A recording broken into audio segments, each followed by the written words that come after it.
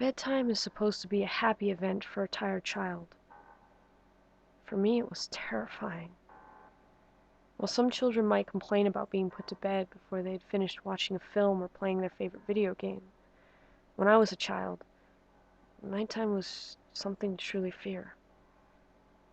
Sometimes in the back of my mind it still is. As someone who is trained in the sciences, I cannot prove that what happened to me was objectively real, but I can swear that what I experienced was genuine horror. A fear which in my life, I'm glad to say, has never been equaled. I'll relate it to you all as best I can. Make of it what you will. But I'm just glad to get it off my chest. I can't remember exactly when it started, but my apprehension towards falling asleep seemed to correspond with my being moved to my own room. I was 8 years old at the time, and until then I had shared a room quite happily with my older brother. As is perfectly understandable for a boy 5 years my senior, my brother eventually wished for a room of his own, and as a result, I was given the room at the back of the house. It was small, narrow, yet oddly elongated, large enough for a bed and a couple of chest of drawers, but not much else.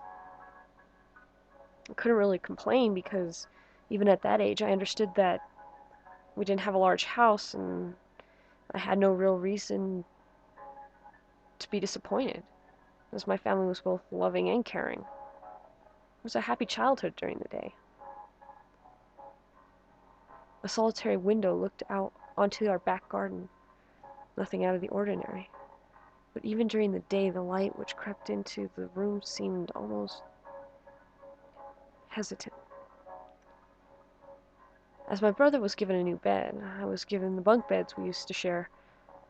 While I was upset about sleeping on my own, I was excited at the thought of being able to sleep in the top bunk, which seemed far more adventurous to me. From the very first night, I remember a strange feeling of unease creeping slowly from the back of my mind.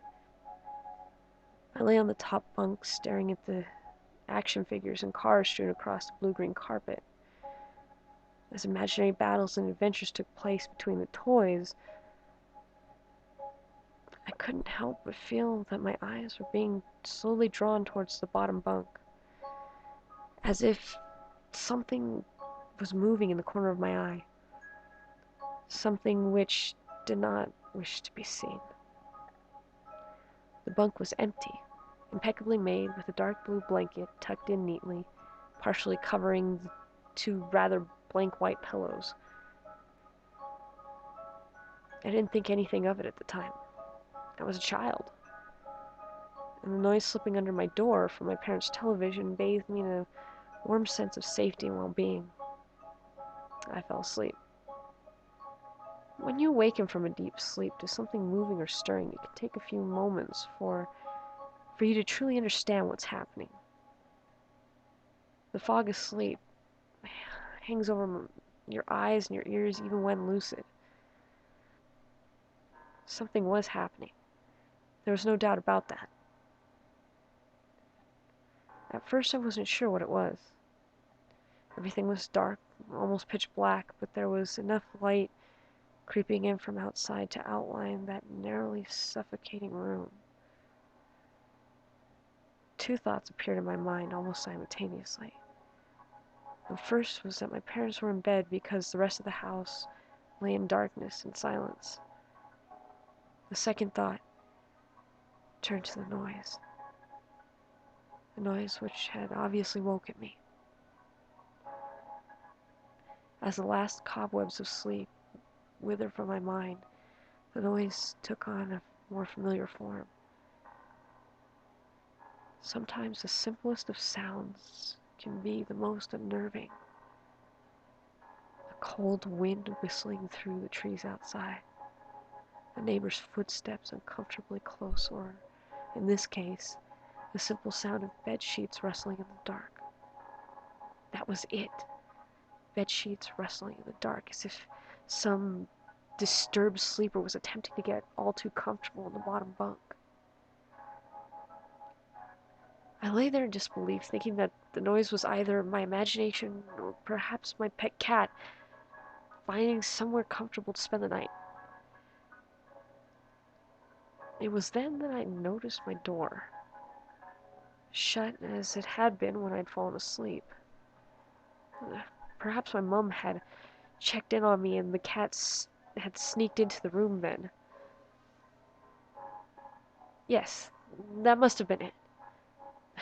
I turned to face the wall, closing my eyes in a vain hope that I could fall back to sleep. As I moved, the rustling noise from underneath me ceased. I thought that I must have disturbed my cat, but quickly I realized that the visitor on the bottom bunk was much less mundane than my pet trying to sleep, and much more sinister. As if alerted to and disgruntled by my presence, the disturbed sleeper began to toss and turn violently like a child having a tantrum in their bed. I could hear the sheets twist and turn with increasing ferocity. Fear then gripped me, not like the subtle sense of unease that I experienced earlier, but now potent and terrifying. My heart raced as my eyes panicked, scanning the almost impenetrable darkness. I let out a cry. As most young boys do, I instinctively shouted for my mother. I could hear something stir on the other side of the house, but as I began to breathe a sigh of relief that my parents were coming to save me, the bunk bed suddenly started to shake violently as if gripped by an earthquake, scraping against the wall. I could hear the sheets below me thrashing, as if tormented by malice. I did not want to jump down to safety as I feared the thing on the bottom bunk would reach out and grab me, pulling me into the darkness, so I stayed there, white-knuckled, clenching my blanket like a shroud of protection. The wait seemed like an eternity. The door finally and thankfully burst open and I lay bathed in light while the bottom bunk, the resting place of my unwanted visitor, lay empty and peaceful.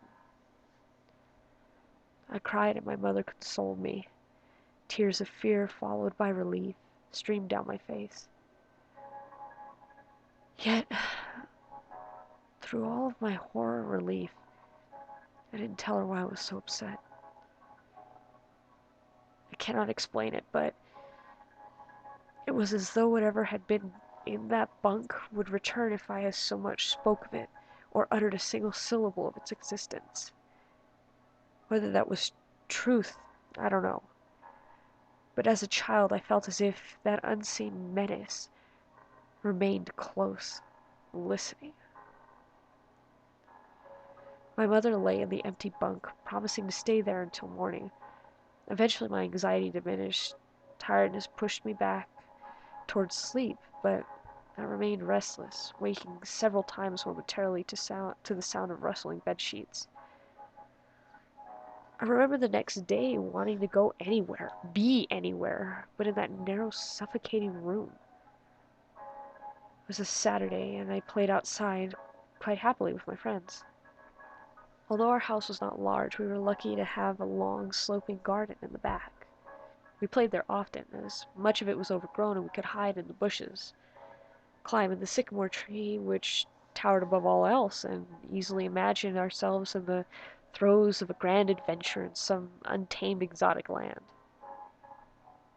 As fun as it was, occasionally my eye would turn to that small window, ordinary, slight, and innocuous. But for me, that thin boundary was looking glass into a strange, cold pocket of dread. Outside, the lush green surroundings of our garden filled with the smiling faces of my friends could not extinguish the creeping feeling crawling its way up my spine, each hair standing on end. The feeling of something in that room watching me play, waiting for the night when I could be alone, eagerly filled with hate.